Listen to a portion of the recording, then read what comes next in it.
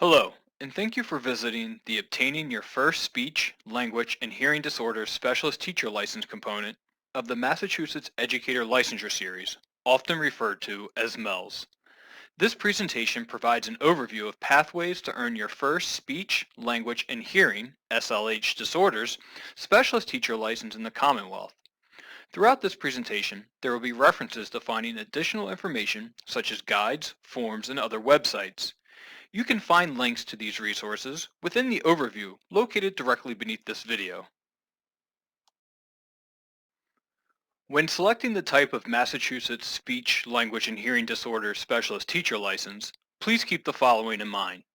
Individuals with at least 3 years of experience under a valid license from another state or jurisdiction that is comparable to a Massachusetts Speech, Language, and Hearing Disorders Specialist Teacher License may qualify for a Massachusetts temporary license.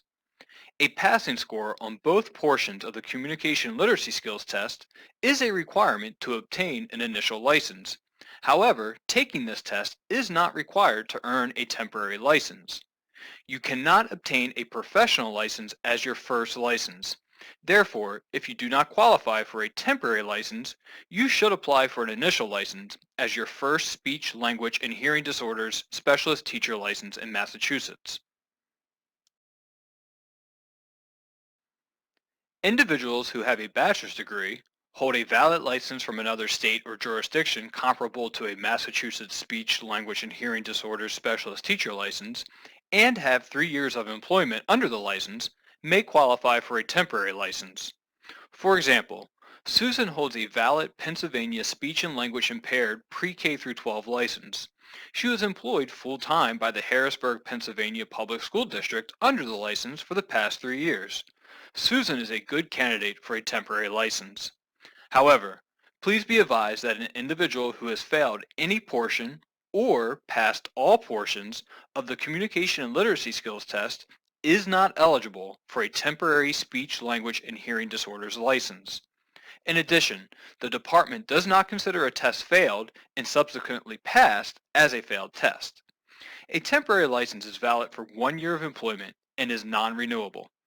Educators employed under a temporary license for 1 year have a professional responsibility to obtain an initial license before starting their next year of employment in the role of the license in a public school or other setting where possession of the valid license is required by Massachusetts law.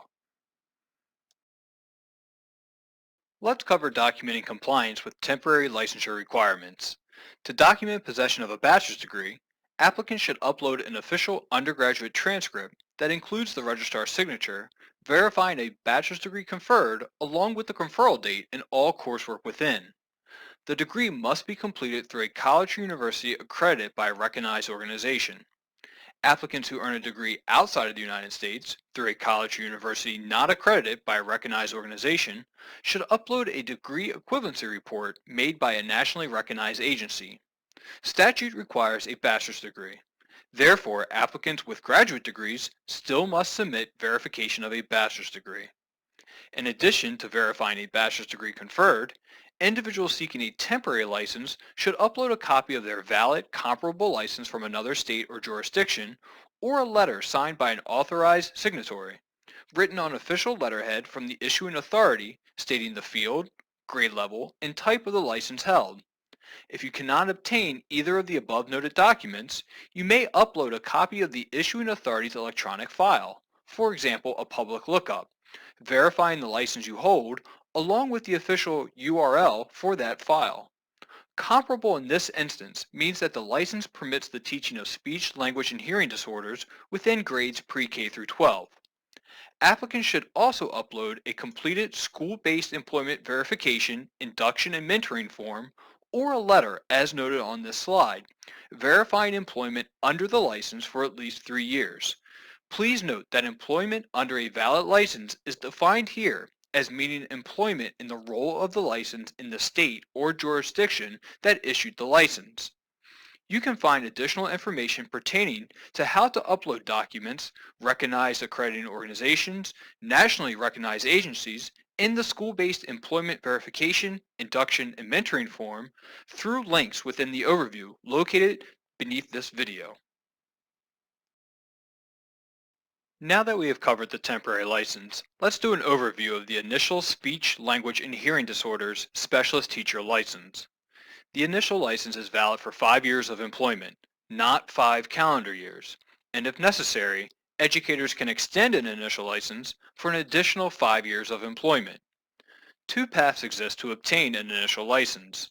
There is a general path, and there is a path for educators prepared outside of the United States. Requirements within the general path consist of possession of a bachelor's degree, achieving a passing score on the communication and literacy skills test, and possession of a master's degree in speech-language pathology from a program accredited by the Council on Academic Accreditation of the American Speech-Language Hearing Association, ASHA. In addition, adherence to the Code of Ethics of the American Speech-Language Hearing Association, eligibility for clinical fellowship, and completion of clinical practicum consisting of 100 on-site hours in a pre-K through 12 grade school setting is required. Now that we have covered initial licensure requirements for the general path, let's discuss how these requirements are satisfied and documented. Please upload an official undergraduate transcript, or if applicable, a degree equivalency report made by a nationally recognized agency verifying a bachelor's degree conferred. The testing company reports test results electronically to the Office of Educator Licensure. You can find additional information about MTEL through the link contained within the overview located directly beneath this video. Please upload an official graduate transcript from a college or university accredited by a recognized organization that includes the registrar's signature, verifying the required degree conferred and all coursework within. Most times, official transcripts do not clearly verify that applicants earned a master's degree in speech-language pathology from a program accredited by the Council on Academic Accreditation of the American Speech-Language Hearing Association, ASHA. Therefore, in most cases, in addition to a graduate transcript, uploading a letter on official college university letterhead signed by the registrar or dean stating that the applicant earned a master's degree in speech-language pathology from a program accredited by the Council on Academic Accreditation of the American Speech-Language Hearing Association, ASHA, is required. As for adherence to the Code of Ethics, if applicable, please upload a signed statement verifying your adherence to the Code of Ethics of the American Speech-Language Hearing Association. You can document eligibility for clinical fellowship through any of the means noted on this slide. Please upload documentation accordingly. There are two options to satisfy and document compliance with the requirement noted on this slide. This requirement may be satisfied within the master's degree in speech-language pathology accredited by ASHA, or it can be satisfied outside of the master's degree. Applicants who satisfy this requirement within the required master's degree program must first document possession of a master's degree in speech-language pathology from a program accredited by ASHA, as noted on slide 8. In addition, just as in most cases, official transcripts do not clearly verify possession of the required degree program accredited by ASHA. In most instances, they do not clearly indicate the completion of the required clinical practicum. Therefore, individuals are encouraged or required to upload either a copy of the clinical practicum report form or a letter on official letterhead signed by the registrar or dean, either of which must clearly indicate the completion of a clinical practicum that included at least 100 on-site hours in a pre-K through 12 grade school setting. Applicants who have not satisfied the aforementioned clinical practicum within the required degree program may satisfy this requirement through experience. When applicable, such applicants should upload a letter verifying that through the completion of at least 100 hours of experience in the role of a speech, language, and hearing disorder specialist teacher, they demonstrated competency in performing the roles and responsibilities of a speech, language, and hearing disorder specialist teacher. The letter must be on official school letterhead, signed by a superintendent, principal, or head administrator of the pre-K through 12 grade school the experience occurred, and include the dates from and to of the experience. The path to initial licensure for educators prepared outside of the United States is for individuals eligible for the Foreign Teacher Panel, FTP. These individuals must possess a master's degree earned outside of the United States that is equivalent to a master's degree in speech-language pathology earned through a program accredited by ASHA and be eligible for or must have completed the Speech-Language Pathology Clinical Fellowship. Requirements within this path are identical to the general path, with the exception of possession of a master's degree from a program accredited by ASHA. Another difference is that the clinical practicum requirement can only be satisfied through experience. You can find additional information about FTP, including eligibility and required documentation, through the link directly beneath this video. Please keep the following in mind. An initial license is valid for 5 years of employment. In addition, applicants who have not satisfied requirements to advance to professional licensure may extend an initial license for an additional 5 years of employment.